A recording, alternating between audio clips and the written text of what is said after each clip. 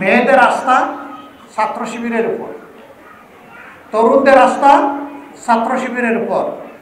ইনশাআল্লাহ এরই রেপ্লিকা, এরই প্রতিচ্ছবি আগামীতে বাংলাদেশ দেখবে ইনশাআল্লাহ। আজ পর্যন্ত 3টা পাবলিক বিশ্ববিদ্যালয়ে নির্বাচন হয়ে গেল। এরাই সমাজেরই মানুষ। ঢাকা বিশ্ববিদ্যালয়, জাহাঙ্গীরনগর বিশ্ববিদ্যালয়, গতকাল হয়ে গেল চট্টগ্রাম বিশ্ববিদ্যালয়, আজকে হচ্ছে রাজশাহী বিশ্ববিদ্যালয়। এই সব জায়গায় একই চিত্র। আমাদের এই পচা সমাজ বদলানোর জন্য আমাদের মাদেরকে অবশ্যই দায়িত্ব নিতে হবে আমাদের মতো।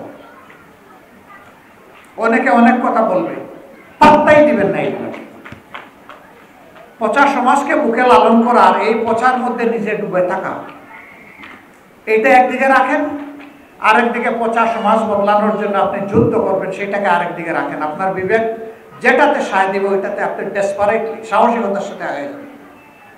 আলহামদুলিল্লাহ, আমরা ইমপ্রেসড, আমরা অভিভূত, আমরা লক্ষ্য করছি 2টা সমাজ ইসলামকে দারুণভাবে অ্যাপ্রিসিয়েট করছে, ধারণ করছে এবং ইসলামী শক্তিকে স্বাগত জানাচ্ছে। একটি আমাদের যুব সমাজ, আরেকটা আমাদের মায়েদের সমাজ। আজ পর্যন্ত 3টা পাবলিক বিশ্ববিদ্যালয়ে নির্বাচন হয়ে গেল। এরাই সমাজেরই মানুষ। ঢাকা বিশ্ববিদ্যালয়, জাহাঙ্গীরনগর বিশ্ববিদ্যালয়, গতকাল হয়ে গেল চট্টগ্রাম বিশ্ববিদ্যালয়, আজকে হচ্ছে রাজশাহী বিশ্ববিদ্যালয়।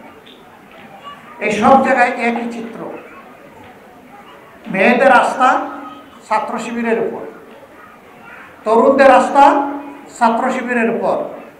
ইনশাআল্লাহ এরই রেপ্লিকা, এরই প্রতিচ্ছবি আগামীতে বাংলাদেশ দেখবে ইনশাআল্লাহ।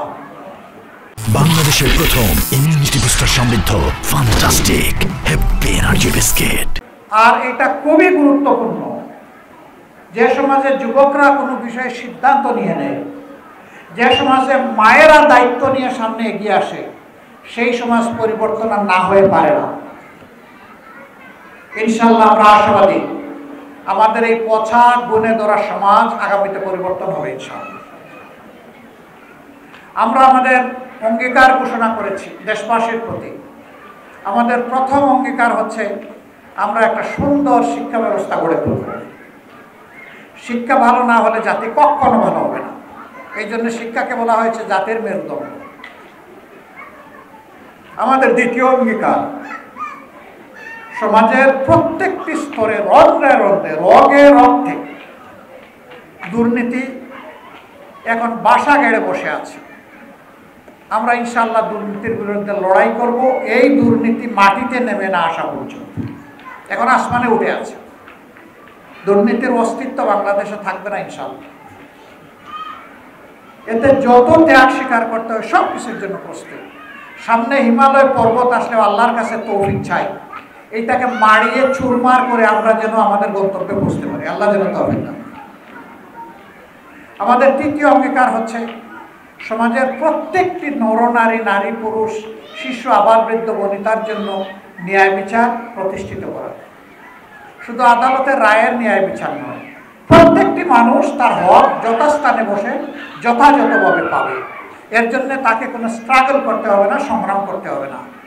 তার হক তার হাতে পৌঁছে যাবে।